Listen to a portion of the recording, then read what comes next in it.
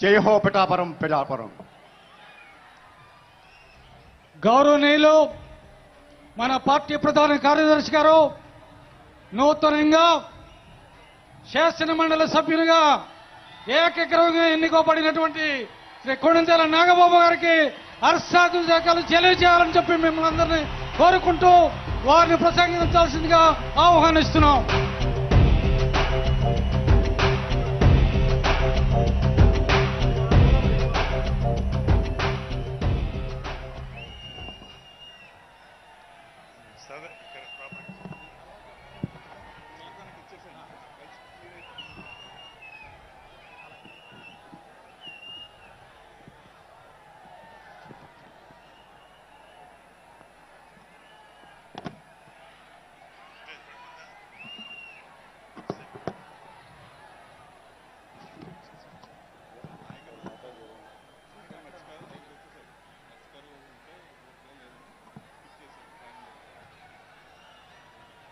Hello,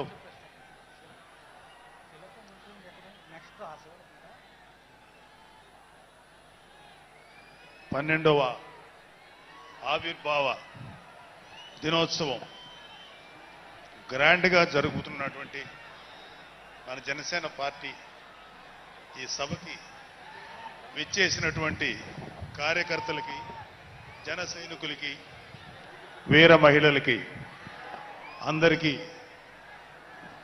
అలాగే ఇక్కడ ఉన్న లీడర్స్ అందరికీ, నాయకులందరికీ, మహిళా నాయకురాళ్ళందరికీ కూడా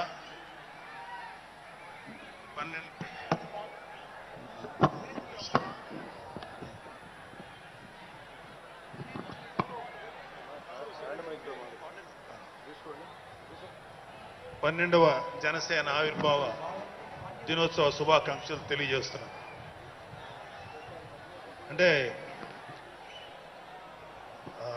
కొంచెం 2 minutes ఎక్స్ట్రా ఉంటుంది తాతారావు గారు, కొంచెం నన్ను అలౌ చేయండి. 2 నిమిషాలంటే కొంచెం కష్టం. సో కొన్ని సందర్భాల్లో మాట్లాడటం, మాటలు కరువు అవుతాయి, ఏం మాట్లాడాలో అర్థం కాదు. ఎందుకంటే ఒక సంవత్సరం, దాదాపు 9 నెలలు 10 నెలల క్రితం మనం అధికారంలో లేవు. అప్పుడు మనకి ఎలాంటి విషయాన్నైనా, ఏ విషయాన్నైనా తీవ్రంగా మాట్లాడగలిగేటువంటి శక్తి ఉంది. కానీ ఇప్పుడు అధికారం వచ్చిన తర్వాత మనం ఒళ్ళు దగ్గర పెట్టుకొని చాలా కేర్ఫుల్గా ఉండాలి. అలా ఒళ్ళు దగ్గర పెట్టుకోకుండా నోటికొచ్చినట్లు మాట్లాడితే ఏం జరుగుతుందో మనందరం కళ్ళారా చూస్తున్నాం. ఇవాళ అహంకారం తలకెక్కి నోటికొచ్చినట్లు మాట్లాడి చిన్న పెద్ద తేడా లేకుండా బిహేవ్ చేసినటువంటి, మాట్లాడినటువంటి కొంతమంది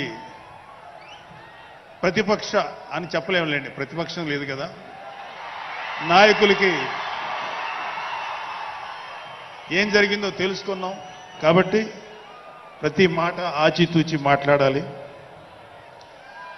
సో అందుకని కొంచెం అది కూడా కాకుండా మేమందరం కూడా మాకు కొన్ని లిమిటేషన్స్ ఉన్నాయి.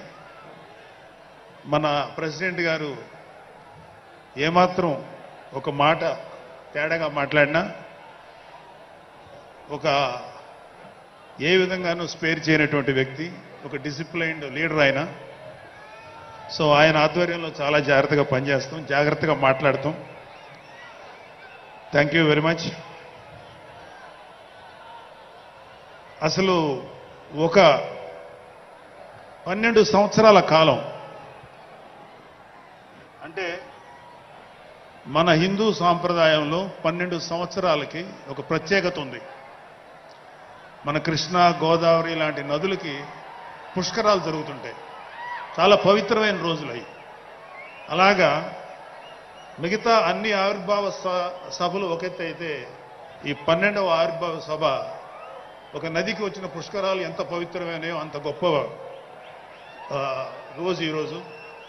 సో ఈ అవకాశం మనకి ఇచ్చినటువంటి పవన్ కళ్యాణ్ గారికి మనం అందరం సదా కృతజ్ఞులై ఉండాలి. ఇప్పుడు పవన్ కళ్యాణ్ గారు ఆయన సాధించినటువంటి సక్సెస్, ఆయన సాధించినటువంటి విజయం మనం ప్రత్యేకంగా చెప్పుకోకర్లా. 100% స్ట్రైక్ రేట్ తోటి ఆయన అద్భుతమైన విజయాన్ని సాధించడంతో పాటు అటు రాష్ట్రంలోనూ దేశంలోనూ ప్రభుత్వాలు నిలబెట్టడానికి ఒక వెన్నెముగ్గా నిలిచారు. సో ఆయన గురించి ప్రత్యేకంగా ఏమీ మాట్లాడక్కర్లేదు, ఎందుకంటే చాలా మంది చాలాసార్లు మాట్లాడుతున్నారు. మనం తెల్లారులేస్తే టీవీల్లో అన్ని చోట్ల చూస్తున్నాం. ఆయన తీసుకున్నటువంటి Panchayati Raj, water works, forest department ఎంత ఎఫిషియెంట్గా పనిచేస్తున్నారో, అలాగే మన మినిస్టర్లు తీసుకున్నటువంటి ముఖ్యమైన శాఖలన్నీ కూడా ఎంత ఎఫిషియెంట్గా పనిచేస్తారో మనందరం చూస్తున్నాం. సో స్పెసిఫిక్గా కళ్యాణ్ బాబు గారు ఎంత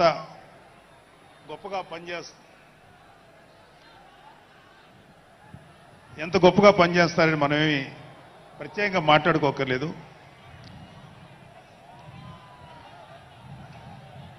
సో అయితే ఎన్ని మాట్లాడినా ఒక విషయం అయితే మనం మాట్లాడుకోవాలి.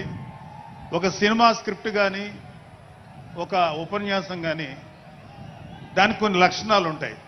అంటే ప్రతి స్పీచ్లోనూ ఒక హీరో, అంటే ఒక సినిమాకి చెప్పిన ఒక హీరో, ఒక విలను, ఒక హీరోయిన్, ఒక హాస్యగాడు ఇలా ఉంటారు. సో మనం వైసీపీ హాస్యగాళ్ళ గురించి చెప్పుకోకుండా ఈ స్పీచ్ని ఎండ్ చేయలేం. ఎందుకంటే జగన్ లాంటి హాస్యనటుడు కనే కళల గురించి మీకు చెప్పాలి. ఆయన ఎలక్షన్స్ అయిపోక ముందు నిద్రలోకి వెళ్ళారు. ఇప్పటికి నిద్ర లేవాలి. అప్పుడప్పుడు నిద్రలో లేచి కలవరిస్తుంటారు. మొన్న కూడా ఒక మాట చూశారు. కళ్ళు మూసి తెరిచేలోగా 9 నెలలు అయిపోయినాయి, ఇంకెంత, ఇంకాసారి కళ్ళు మూసి తెరిచేలోపుగా 5 ఏళ్ళు అయిపోతాయి, ఆ తర్వాత అధికారం మాదే అని ఆయన మాట్లాడుతుంటే అంతకన్నా ఏ హాస్యగాడు కూడా అంత అద్భుతంగా చేయలేడు. అంత అద్భుతంగా హాస్యం చూపిస్తున్నారు ఆయన. కానీ ఆయనకి నా సలహా ఏంటంటే, సార్ మీరు నిద్రలోనే ఉండండి, అప్పుడప్పుడు కలవరించండి, తప్పులేదు. ఇంకొక 20-30 ఏళ్ల తర్వాత మీరు కల్లో నుంచి బయటికి రండి, అప్పుడు దాకా మిమ్మల్ని ఎవరూ డిస్టర్బ్ చేయరు. ఇది నాకు మనస్ఫూర్తిగా నేను మీకు ఇచ్చే సలహా. మీరు 20 ఏళ్ల తర్వాత మేలుకోండి, ఆ తర్వాత మీ ఇష్టం. మేమైతే 20 ఏళ్ల దాకా మిమ్మల్ని హ్యాపీగా పడుకోమనే సలహా ఇస్తున్నాం.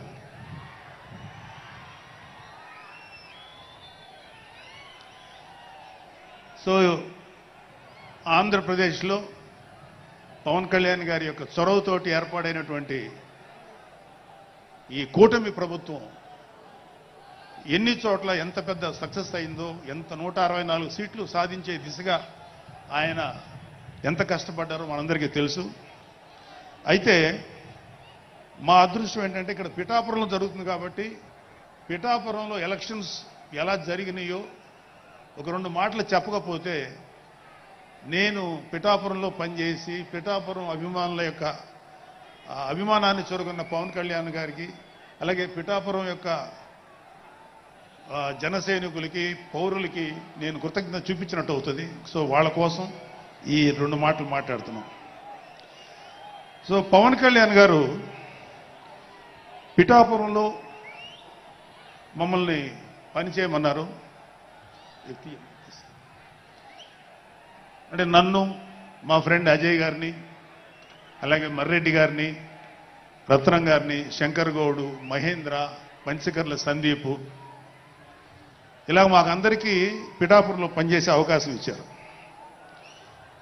మేము పని మొదలెట్టిన తర్వాత మాకు అర్థమైంది ఏంటంటే,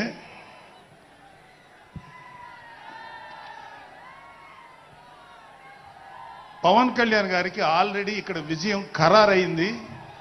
మనం ఓన్లీ పని చేస్తున్నట్టుగా ఉండడమే తప్ప మనం కొత్తగా చేయాల్సిన పని ఏమీ లేదు అని చెప్పి నాకు అర్థమైంది. నాకే కాదు మా అందరికీ అర్థమైంది.